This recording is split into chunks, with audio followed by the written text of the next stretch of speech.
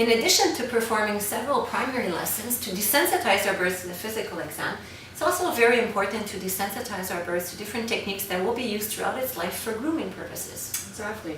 One thing that's really important to talk about is at what age you would start nail grooming, because it's very important that it's not done too young. Yes. The bird can lose its sense of security, its confidence, its agility.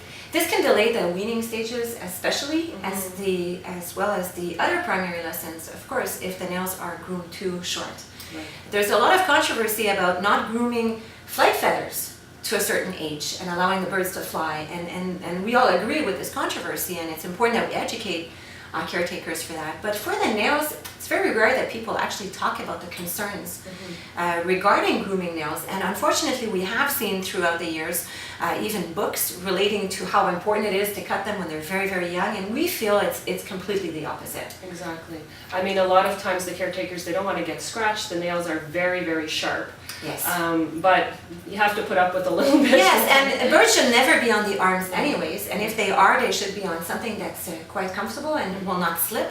So when birds are being held on your fingers, even if they're a little bit sharp, it's something that we can get accustomed to. Of course, in this stage, the bird is now getting more comfortable being perched, and so doing a little bit of the grooming of the nails.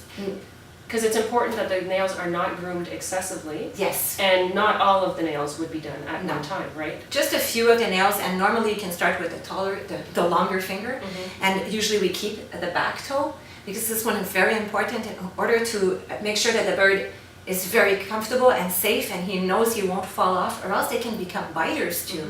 And this is often something that we see when, unfortunately, the birds leave our care.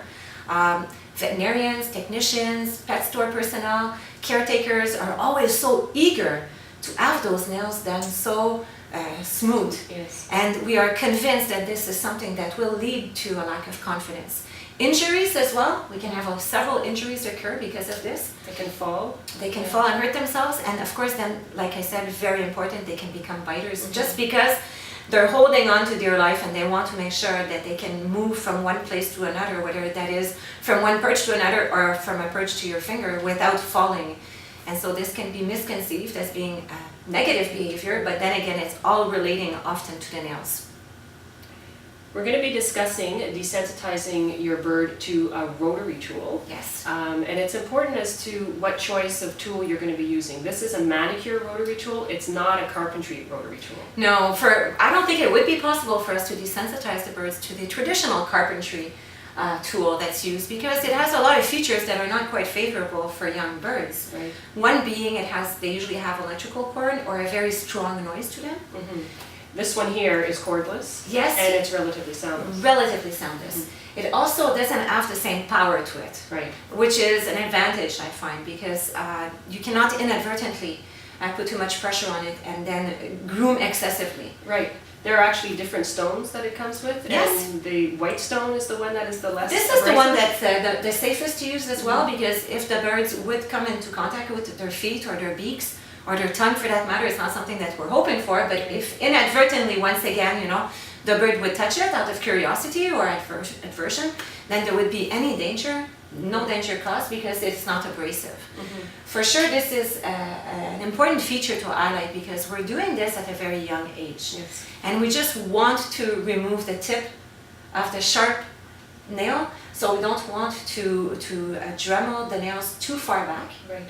If the birds are kept and housed on natural branches, this natural abrasion will be happening in the cage, and we won't necessarily need to be doing extensive dremeling on the bird's nails. Right. Another advantage of this tool is that it's relatively inexpensive. This is an amazing advantage, and it's just recently in the past years that these nail salon shapers type have become available on the market at a very, very affordable price. And this means that in your nursery you can have several of them, you can have several stones, and then perhaps keep the stones for the clutch of birds, and also included in the departure kit for the bird when it leaves your care. Along with the harness, along with the scale, along with the shower perch perhaps, everything that the bird may have been used to can be part of that departure kit for the fledgling.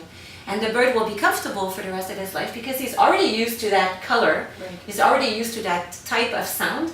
And of course, very important to mention, Suzanne, that we initially start by doing it on our nails.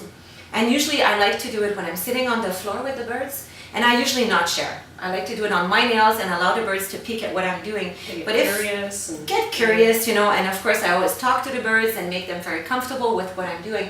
Usually the bird can have this done on his nails without having the caretaker to pull on the toes.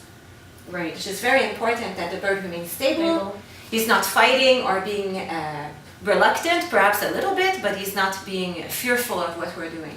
And again, it's just to desensitize the bird, so we're not necessarily doing all the nails at once. Right. It has to be a positive experience for him. Yes, absolutely. And if the bird is not yet at the age where he can be comfortably perched on a stand, then of course doing it on a tabletop, on a mattress, so he cannot slip. You cannot do it to one foot and then of course have the bird slip on the other side. It's very important that the bird has this balance. We just spoke about nail grooming with a rotary tool on a perch, and now we're going to be talking about doing the same thing but within a towel restraint. Yes, it's very important to desensitize our birds to this technique as well, because perhaps in the bird's life as a companion, he may be visiting a groomer, either a groomer or a vet technician in a clinic that will be performing this on his nails, and they may wish to only do it with towel restraint. So this is important that at least he becomes comfortable with that. Once again, we're not doing this to make them really, really short. We're just desensitizing the birds, making him comfortable being in the towel on his back, ideally on a padded mattress. And of course, always monitoring the bird. Right, the caretaker would be talking to the bird at this point. We talk a lot to the birds, and this is usually very comforting.